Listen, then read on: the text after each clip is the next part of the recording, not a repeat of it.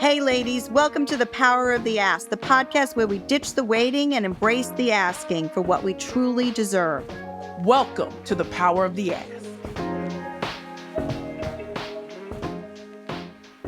Hi everyone, welcome to The Power of the Ask podcast, which helps you get what you need financially and personally. We are so glad you're here today. My name is Lisa Zeiderman. I am managing partner at Miller Zeiderman, and I am one of the co-hosts with my dear friend, Precious Williams. Hi, Precious. Hey, Queen Lisa.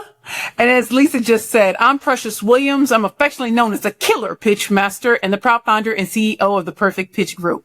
Welcome back, welcome back, welcome back. This week, we're excited to introduce you to Lynnette Khalfani-Cox. So I'm going to tell you a little bit about Lynnette. Lynnette is known as the money coach, and she is a personal finance expert, a keynote speaker, and a best-selling author. She is also a founder of the Financial Influencer Network. A former Wall Street Journal reporter and a CNBC correspondent, she is the CEO of the moneycoach.net, a financial education company. We love that, helping people build wealth and achieve financial freedom. Lynnette is the author of 16 books. I don't know where you get all this time, Lynnette, including the New York Times bestseller Zero Debt. Love that. The Ultimate Guide to Financial Freedom. She has appeared on Oprah, Good Morning America, The Today Show, CNN, CNBC, and many other major media outlets. Welcome to The Power of the Ask, Lynnette. We are so happy to have you here today. Thank you both for having me. I was looking forward to this conversation. We're going to have a lot to talk about, I know. Well, clearly we're going to have a lot to talk about, Lynnette, because you have done so much and it's unbelievable. So, Lynnette, you have interviewed some of the most successful people in business and finance. What did those conversations teach you about the power of asking for what you want? I guess the most important thing that I've learned is to not be afraid to ask for what you want and to know the value of what you bring, even when you are the person doing the asking. So a lot of times we feel like if we're asking for something, we're like a supplicant, like, as if you're kind of begging or almost, in trying to entice someone to do something for you or with you. But I kind of think that that's the wrong approach, right? That, many successful people that I've interviewed and talked to, they sort of knew their value, of course, but they exuded that in such a way that they were comfortable sharing their own mistakes, their setbacks, their problems and challenges. So I remember when I wrote my very first book called Investing Success, How to Conquer 30 Costly Mistakes and Multiply Your Wealth. Long story short, I was previously a Wall Street Journal reporter for CNBC, and I would interview Charles Schwab all the time. And so I was writing this book, and I asked him if he would write the foreword. For the book. Because we had a good relationship, he agreed. Now, he had not done this for anybody before. And then when it came time for me to get the forward from him, his people were blocking. They were like, I don't know if this is really something he's going to do and I was like, he's already agreed because, this is also what it's going to do for him. This book is going to be widely promoted on CNBC and the media, etc. And so the ask that I was making, it might have seemed like it was something good for me, but it was also good for him. And I think he recognized that. And yeah, we got past the kind of gatekeeping aspects of everything. And it did teach me something about like knowing your own merit and not being afraid to explain that to others, even when you're asking for something. Well, Queen Lynnette, our podcast, the Seven Ladies podcast, is called The Power of the Ask. And you just gave us one of those bold asks that you made. Was there another bold ask you made in your career that totally changed the trajectory of your life? Yes, absolutely. But it's probably not in the way that you might think. So, I'll give you another example. And it actually was from my, financial journalism days. And I'll try to make this very brief. because I was very successful at what I did when I was on air at CNBC, Charles Schwab, the company, wound up becoming a sponsor for one of the segments that I did on CNBC, for a segment I did called Small Business World. So CNBC was making a lot of money off of this segment, okay? Bottom line, I asked for a raise. I asked my bosses for a raise. I was like, I'm bringing in a lot of value. Here's what I've done. Here's my performance reviews. Here are my ratings, all of the things. And at first it was like, absolutely, yes. There was a lot of conversation about how much I had contributed, how much they loved me. But we got to a certain point. I had an agent, a very well-known, high-powered TV and book agent. He couldn't get as far as I wanted him to get. And I said, at one point, kind of let me take over. And the reason is a woman, who was an executive at the time, came to me and said, Lynnette, let's get the guys out of the way. Let's just, me and you talk turkey. And I was like, okay. So she and I talked. We came to a number and she said, I'm sorry, but I really cannot go past this number. You are worth more, and I hear you on that, but what else can I give you? How can we make this work? And she said, just take the weekend and think about it. I said, okay. I thought about it and I said, I'm going to come back to her with something creative. I came back on Monday and said, her name was Kathy. I said, I want to work 4 days. If this is as high as you can go, I'll work 4 days for this salary. You'll bump up my pay. But on Friday, I won't be working. I won't be coming here to the office. I'll be writing my book, Investing Success. And when it's published, I want to be able to put on the cover of the book, Wall Street Journal reporter for CNBC. I want to be able to promote it on air here. So I was making my ask. It turned out to be great until it wasn't. Oh no. The short of it, and I share what happened in my latest book called Bounce Back, The Ultimate Guide to Financial Resilience. The team never executed on a written contract. We pretty much did a handshake deal. I started taking off every Friday and did this for several months. All of a sudden, Dow Jones, the parent company of the Wall Street Journal, had a hiring freeze and ultimately a round of layoffs where 200 people, including myself, got laid off from our jobs. So when Kathy was the person who disclosed to me what was going on, I was kind of like, what does a hiring freeze have to do with me? What does this have to do with me? And basically she said, I'm really sorry, but yeah, your position is one among these 200 that we're letting go. And I said, but what about our deal? What about and she honestly looked me in my face and said, what deal? Oh, no. So believe me, I learned a lot of lessons, from that. But in a nutshell, the ask, getting terminated from my job, which I had a very nice 6-figure salary. I loved the work that I was doing on air. I wound up turning those lemons into lemonade. It forced me into entrepreneurship. My last day on air at CNBC was March 1st, 2003. 23 years now, I've been an entrepreneur because that same month, March 2003, I started my own company and I've made way more money working for myself than I ever did for CNBC. So I didn't ask to be terminated. I asked for more money and then the contract never kind of got signed and it came about in a circuitous manner. But that's life. I mean, like nothing is going to be a straight path to, what you think it will or should be. And I love the making the lemons into lemonade. Okay. That's the key in what you just said. And also I love the creativity, right? The idea that you didn't just come back, with maybe less money than you had asked for, originally. You didn't actually negotiate against yourself. You found another route, which was phenomenally creative and gave other choices to people in order to get other things that you might, want. And I think that's great. So many people struggle to advocate for themselves financially.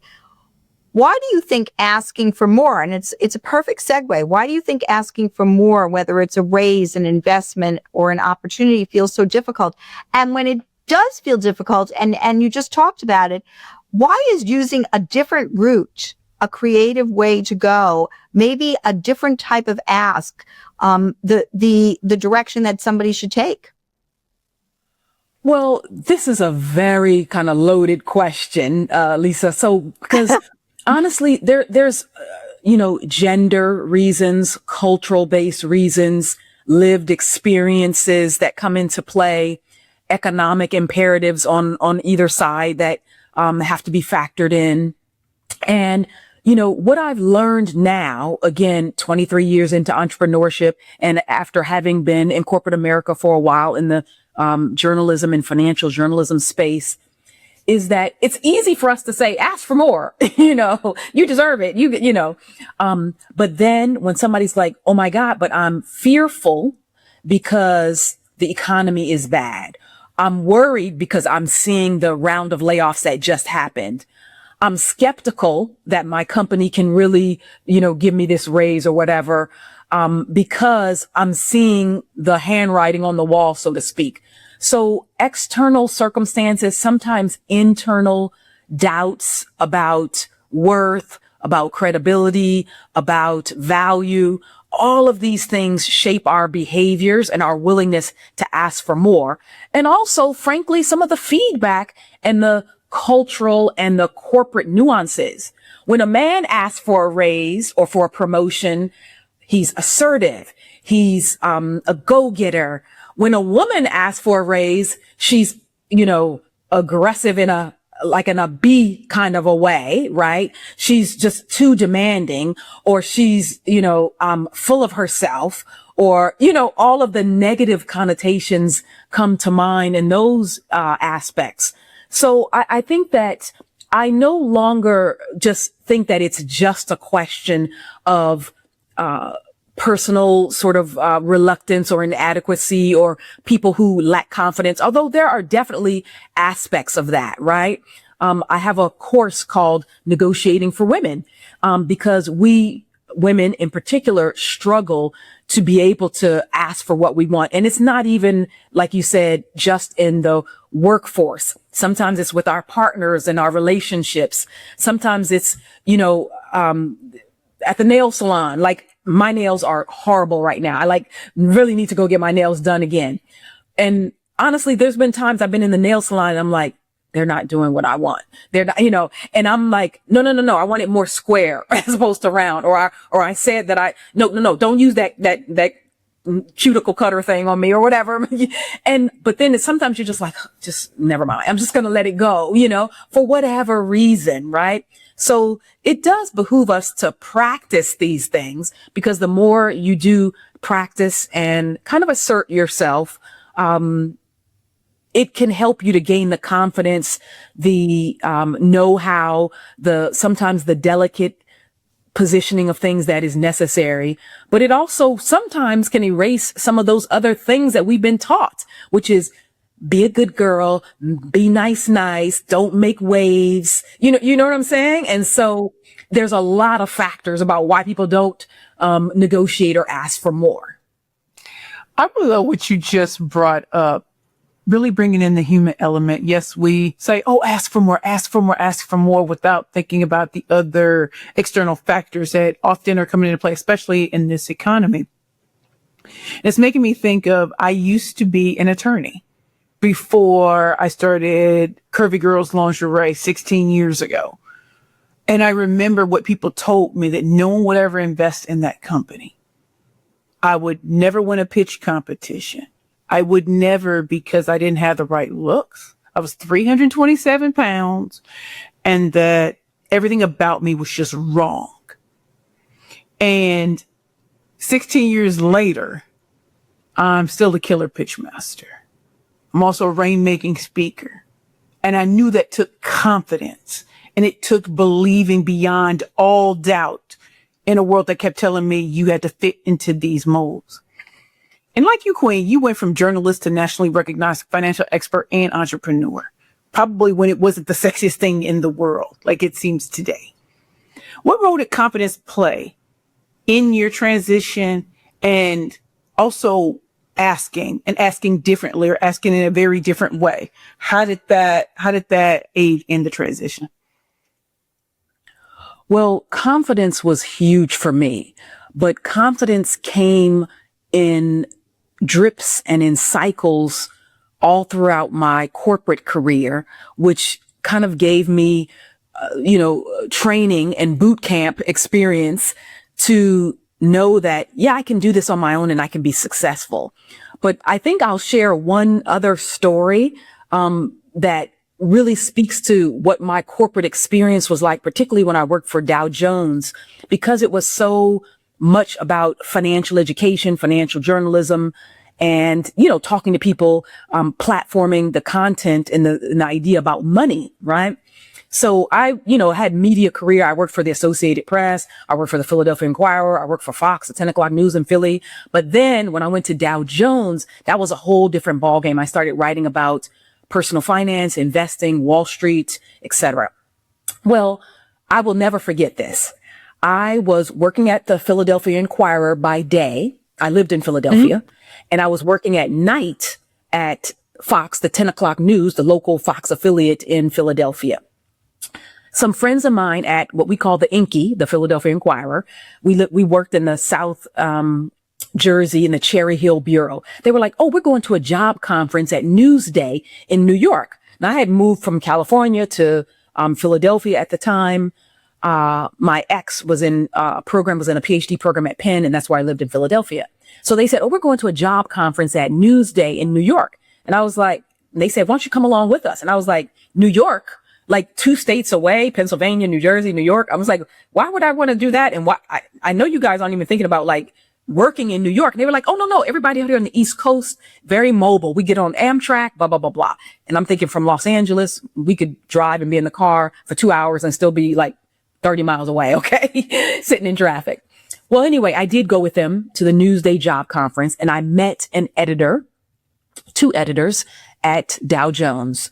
One will become my mentor for many, many years, Rick Stein, and his deputy, he was a news editor for Dow Jones Newswires, and his deputy, his assistant news editor, Howard Hoffman.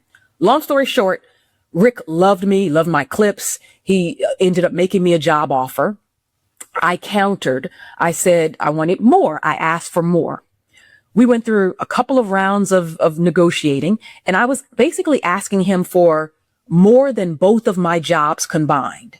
So I told you that I worked at the Philadelphia Inquirer by day and at Fox 10 o'clock news by night, but I was factoring in everything, the value that I was bringing to this company, the fact that I was going to be commuting every day on Amtrak and all of that. And so our conversations grew extended, and he kind of didn't budge off of his number, and I really didn't budge off of my number. And one day, Howard Hoffman called me on the phone. He was like, hey, Lynnette, what's going on? So what's the problem? Like, how come you're not with us already? You know, Rick really loves you and he wants you to be here with Dow Jones. How come we haven't made this happen? And I said, Howard, to tell you the truth, the compensation isn't quite where I want it to be. I expressed that to Rick in the initial conversation, and, we've continued the conversation, but I'm not necessarily inclined to move to make a lateral move. And I definitely want X compensation. And this is why I think I'm worth it. And I laid it out. You know what this man told me?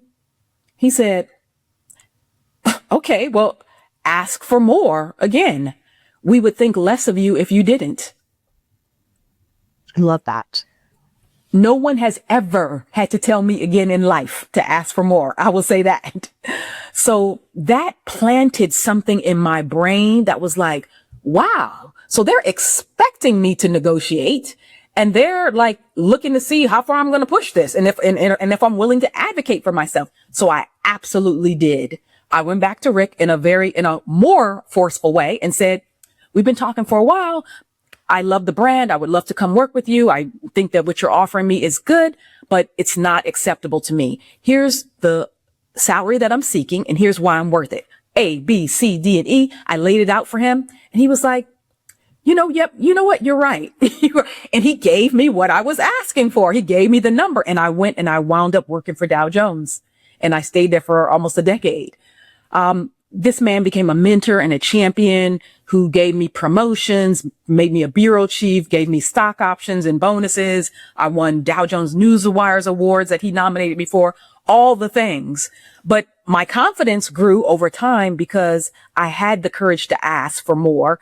And his deputy told me, this is the pathway to do it. And I didn't shirk away from it. And I think it's kind of interesting. So I'm a very big proponent of knowing your value. And also by the fact that you can't really advocate for other people if you can't advocate for yourself. So I buy into the fact that people who, if somebody's going to advocate for me, they better be able to advocate for themselves. And sometimes I have people who come to me and they say, well, can I get a better rate or can I this? And I'm like, no, you can't.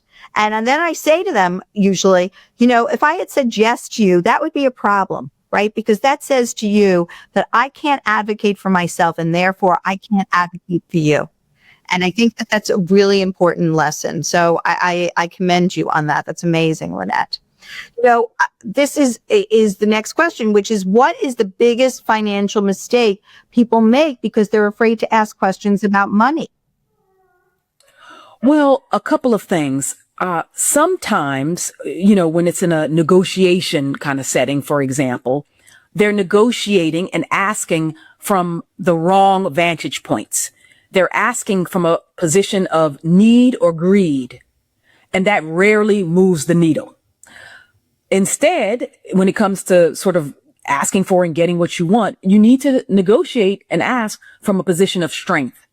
And so it's a totally different ball game and a different energy to the conversation when you are clear about what your expectations are, very firm in knowing your value. You understand your bottom line, your walk away point, and you're kind of giving that energy like, we can make this work if you want to, or maybe it won't work at all. And it's fine either way. It's like the same thing. Someone, I know, a man, I won't go into a huge long story about it, but he did an interview with a brand in, January of 2026. They told him, they put him through the ringer, 8 rounds of just meetings and negotiations and full day things and a whole bunch of stuff. And, he has a certain skill set, and they thought that they needed somebody with highly technical skill sets to do something that is not a technical job at all. But for whatever reason, they thought this. And they called him and told him, we loved you, but honestly, we're going with the other candidate. We're going with the person with the more technical skill set. And my friend told them, he said, I don't even know what got into me, Lynnette. And he said, but I said, let me tell you something. You're making a mistake. The work that you need done is about people, is about engaging with human beings. And this is where I excel. And half the question you guys were asking me was about technical. And, that's not what's going to help your brand. He said, so when you find out that your approach is ineffective, please do get back to me. Don't you know that company just called him 2 weeks ago? And they said, we tried to do this effort. We tried to do this tech rollout and do some stuff in a community. And they pretty much got kicked out of a community.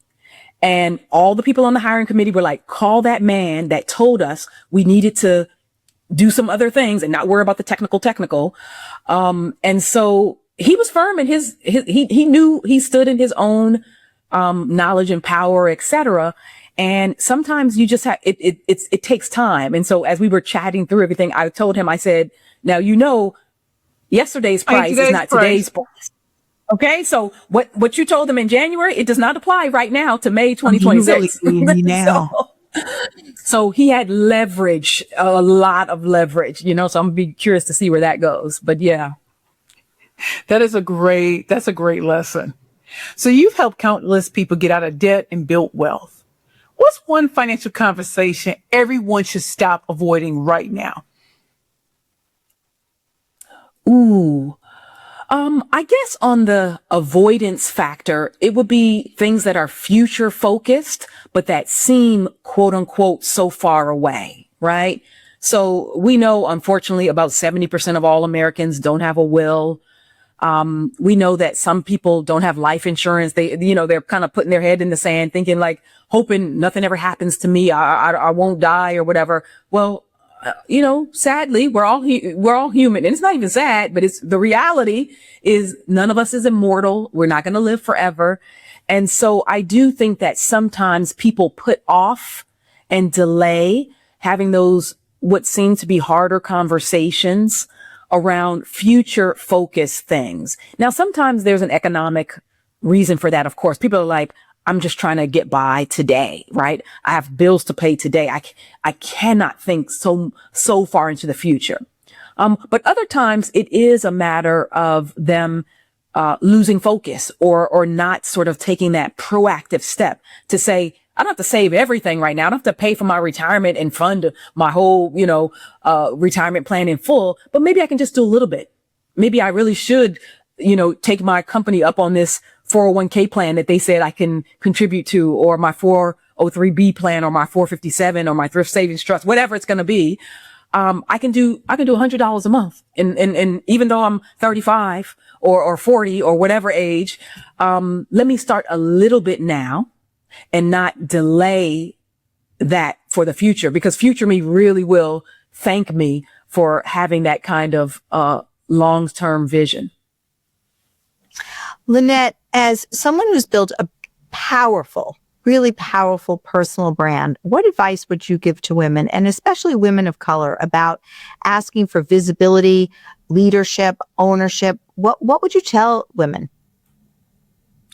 I think one message that a lot of us women need to hear, especially women of color, and frankly, women of all backgrounds, white, Black, Latina, Asian, Native American, and beyond, especially in this environment where DEI is under attack, where it's, almost like you have to say, I am a woman, I am qualified, and here's what I want or need. The message that I would tell people is that now is not the time to shrink or to shirk your responsibilities. And shrinking is sort of like, let me take up less space. Let me be less visible. Let me keep my head down. Let me just be quiet so I don't turn that spotlight on me. Well, no, show your brilliance and your greatness. Continue to be a voice and continue to be an advocate, because that's the shirking part, right? That, I know that speaking up puts you at risk. I recognize that there can be a cost to pay for advocacy, for uplifting someone else. It could be your sister friend of whatever background, but just speaking positively about her and, elevating someone else, talking positively about them, even when they're not in the room, that may be seen as like why, and again, in the current climate. So, part of what I would say is that even though, things might feel a little heavier right now, we still have a lot of the similar struggles that we faced for decades, in that, women are still getting 81 cents on the dollar for what white males make. And obviously it's much less for women of color. That when it comes to financing and investments for people who want to start their own businesses, if you ever, seek capital, certainly venture capital, you're getting a tiny, less than 1% of all the capital that's raised out there, et cetera. So we have to be intentional about supporting each other. So part of not shirking your responsibility is looking for opportunities to align your finances with your values. And there's a lot of women, a lot of organizations that are doing that very, very well, whether it's Savvy Ladies or Invest for Better, whether it's the Wealth Catalyst community and others. They're taking up that mantle to say, listen, we have agency. We have to start directing whatever resources we have. We have to be our own champions and lift one another and ourselves up. I'm releasing stop clutching my imaginary pearls. You just drop it. You just drop it and you just drop in the fire. I love it. So Queen, you've appeared on Oprah, Dr. Phil, Good Morning America, and hundreds of other media platforms. And we know that people would kill, like, oh, if they could just put me on just one of them. One. How did you learn how to confidently own your expertise in those spaces and make an impact? Well, I didn't do it by myself by any stretch of the imagination. And the honest truth is that even moving to television after I moved from being a print reporter to, being on air at CNBC all the time and then becoming a guest expert on really well over 1,000 shows. I had media training when I was at CNBC, literally like anchors that you see on TV still get media training. So I want people to understand that and to know that, because some people think, oh my God, you're so natural. It's so good. No, we get professional training for this. There are reporters, TV journalists, et cetera, that I know who threw up every time before they would go on air. Some people, you'd be surprised. Some people have nervous energy. They might shake. They might tap their fingers. So over time, you learn to manage the nerves. You build up your confidence by developing your own knowledge and expertise. When I get on a stage, I do Q&A and I tell people, ask me any money related question that you like. It takes a huge amount of confidence and of course, decades of experience to have the confidence to say, ask me about retirement or about taxes or about sending your kid to college or about credit and debt or whatever. I don't pretend that I'm an expert on every single thing. And I'll tell people, if I don't know the answer, I'll just tell you the honest truth that I don't know the answer. I'm not going to just make something up kind of thing. But there's confidence in knowing to say what you know and what you're okay with. And you can kind of own that, and confidence in saying what you don't know.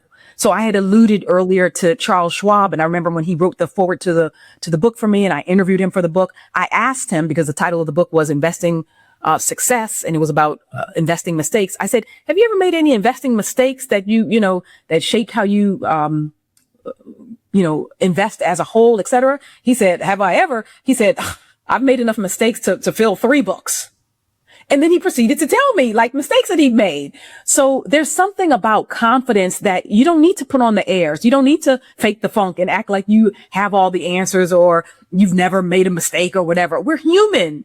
Right. So, I don't know. It gets to that point where, it's not like the gloves come off, but it's like the mask slips away.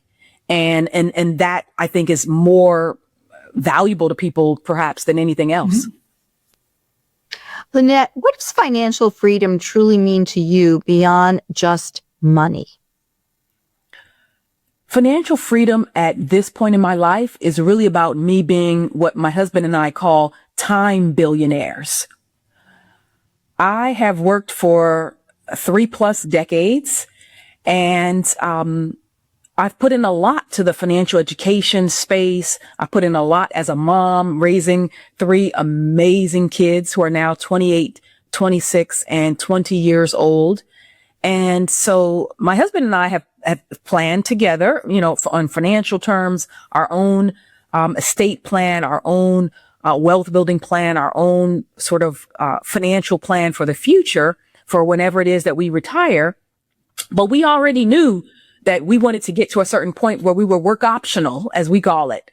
And so the last year and a half, I'm really happy to say we've been able to execute on a very long-term plan where, in 2025, we were in 12 countries over 12 months, and where we spent the first part of the first quarter, essentially, of 2026 in Southeast Asia. And, we'll be going off to Latin America, in June. And so, freedom for me, that financial freedom, that sense of possibility and what can be, it's really around me having the space and opportunity to control my own time and what I choose to do and frankly not do. Ladies, are you ready to take control of your future? Do you dream of financial stability, freedom, and a life that truly deserves you. For over 20 years, Savvy Ladies has empowered women from all walks of life to make smart financial choices, achieve our goals, and build a brighter future. We built Savvy Ladies as a community of women supporting women. We offer free financial educational programs, a trusted helpline, and guidance and advice from America's top financial professionals. You can access the financial helpline at savvyladies.org or where you get your apps under Savvy Ladies. Savvy Ladies equips you with the knowledge, confidence, and support you need to thrive. So don't wait. Join Savvy Ladies today and start building your financial confidence and well-being now.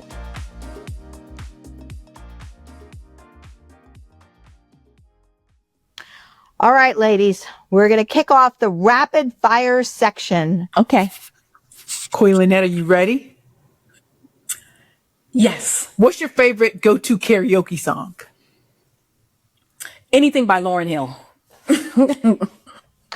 What's your guilty pleasure TV show or binge watch? Ooh. Anything sci-fi related, but it's a old series that probably not many people knew. Fringe. Look it up. You'll love it. Okay. If you were in finance and media, what career would you have pursued? Hands down, I would have been a college advisor for high school students.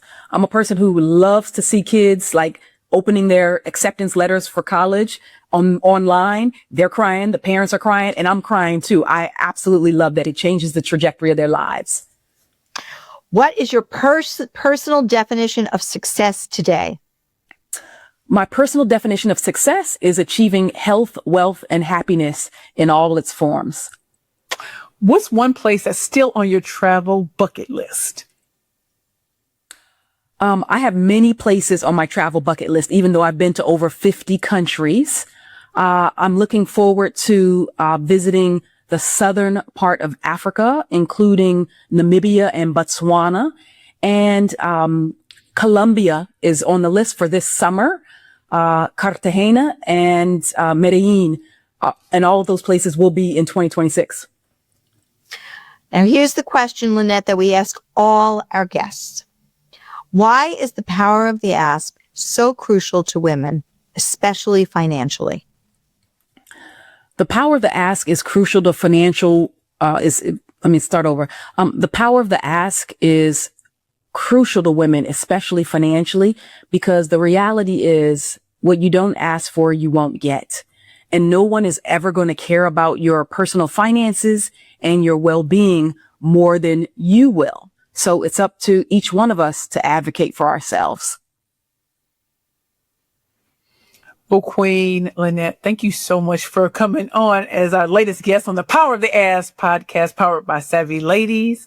And as you all know, we bring the best guests to this show. So you know what you're supposed to do. Subscribe and then tell a friend of what? Tell a friend to subscribe and to watch the Power of the Ask podcast and keep shouting out the great work that Savvy Ladies is doing by bringing on phenomenal guests like Lynnette Khalfani-Cox. Queen, thank you so much for coming today, and you were just dropping bombs, and I love that. So thank you. You're welcome, Precious and Lisa. Thank you both for having me. I appreciate it. Thank you, Lynnette. You were really fabulous. Thank you. And thank you, Precious. And everyone, please save the date for the gala, which is about the power of the voice. Ooh, the gala, October 26th for the Savvy Ladies Gala. Put it on your calendars. Get your tickets. Go to the website. It's going to be unbelievable. And Lynnette, thank you. You're welcome. Thanks for joining us on this episode of the Power of the Ask, ladies. Don't forget to like, review, and subscribe to spread the love with #PowerOfTheAsk.